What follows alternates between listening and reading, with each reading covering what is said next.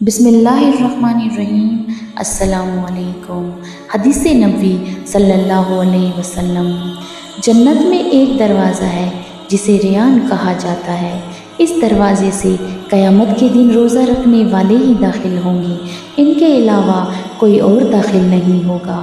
کہا جائے گا کہ روزہ رکھنے والے کہاں ہیں؟ پھر اس دروازے سے داخل ہوں گے، اور جب روزہ رکھنے والوں میں آخری داخل ہو جائے گا تو وہ دروازہ بند ہو جائے گا، پھر کوئی اس دروازے سے داخل نہیں ہوگا۔ سبحان اللہ۔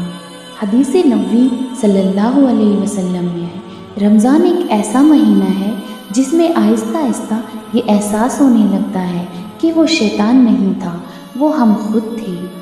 حدیث نبوی صلی اللہ علیہ وسلم میں ہے، جس نے روزہ رکھ کر بھی بد زبانی اور جھوٹ نہ چھوڑا تو اللہ تعالیٰ کو اس کا کھانا پینا چھوڑ دینے کی کوئی ضرورت نہیں ہوگی۔